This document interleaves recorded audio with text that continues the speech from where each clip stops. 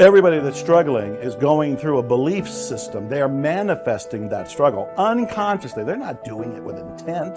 That's why I can't say that they're doing something that is shooting themselves in the foot, because they're not doing it with conscious intent.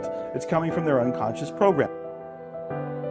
You can't talk negative and expect to live a positive life. You can't talk defeat and expect to have victory. You can't talk lack, not enough, can't afford it, never get ahead, and expect to have abundance. If you have a poor mouth, you're going to have a poor life. If you don't like what you're seeing, start sowing some different seeds. You have to really face the ruthless reality, the ruthless truth, that what you're getting in your life is a direct result of your beliefs. Your beliefs are controlling your thoughts are controlling your actions are controlling what the experience you're getting out in the real world. So back it all the way to the beliefs again. We got to find out, what are the beliefs creating the reality you have? Change those beliefs. You're going to have different thoughts, you're going to have different actions, you're going to have different results. It's going to be this domino effect. It's got to start, not with the actions out here. It is one way to begin it, but I find it easier, more efficient and effective to come all the way back. Start there. Power begins from within. If you're aware of who you are, if you're aware of what you're good at, what you're not good at, if you're able to see how emotions kind of govern your life, if you can learn what your weaknesses are and how to control them, you can't ever get complete control, but awareness is almost enough. Slowly through this process of knowing who you are and understanding other people and how they operate so you don't make stupid mistakes in life, you can increase that little tiny margin more and more and more, and you will be a person of power. See, the way in which we operate, ladies and gentlemen, it's a manifestation of what we believe, what's possible for us. Whatever you've done up to this point, all that it really is a duplication, it's a reproduction of what you believe subconsciously that you deserve and what's possible for your life. Most people operate out of their personal history, out of their memory, things they've done, things they've experienced, things they've seen, things that they have observed. What I'm suggesting that you operate out of a larger vision of yourself. I want you to see yourself doing what you want to do, experiencing what you want to experience, having what you want to have, doing what it is that gives your life some meaning and value. Operate out of your imagination, not your memory.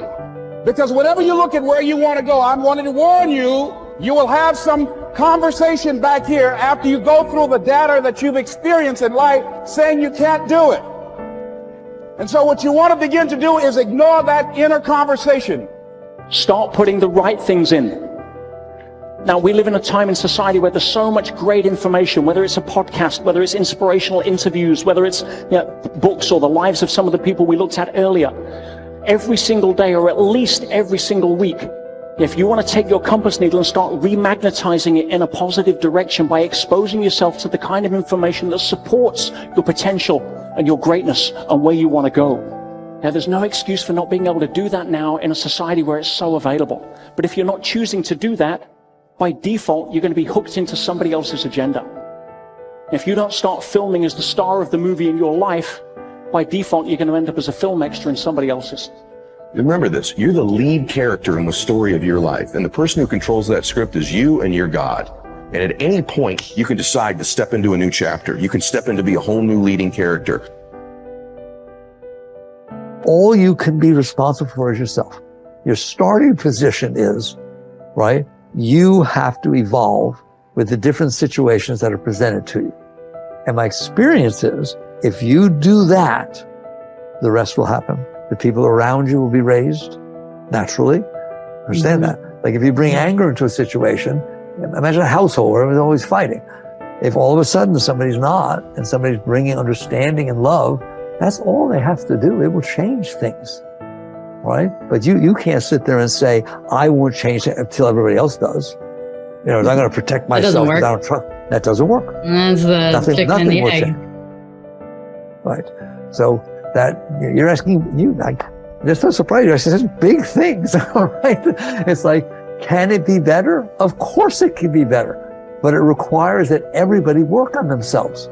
When you saw this depressed thoughts coming in, or these self-sabotage thoughts coming in, what did you shift it with affirmations, with different thoughts? What did you start to say? It was just the awareness, that, as I said, the very first stop light where I started all of a sudden listen while I'm waiting for the light. It was like the first time I tuned in and go, what the hell are you thinking?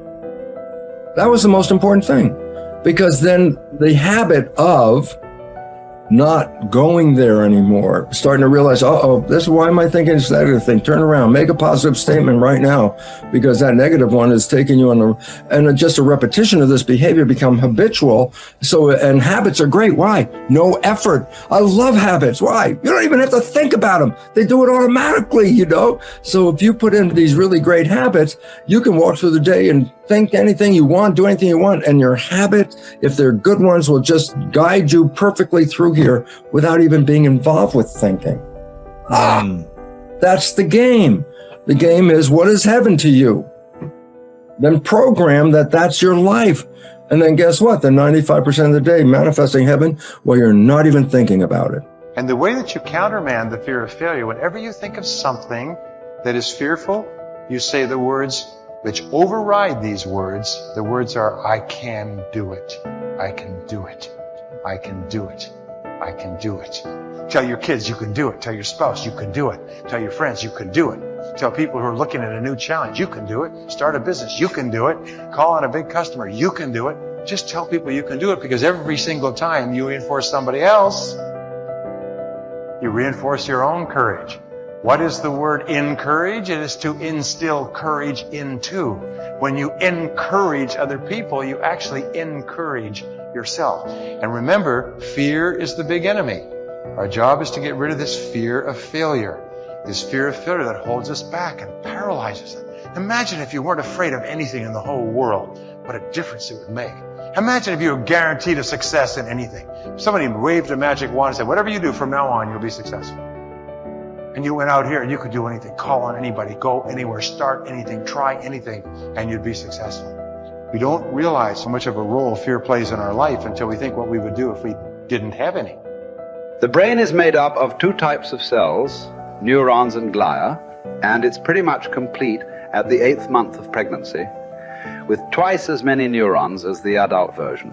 As we age, neurons that aren't used don't fit the required job, or are simply too weak, will be pruned away in a process known as neural Darwinism. Therefore, the assumption is that as we age, our capacity to learn and retain information diminishes. But it's not true.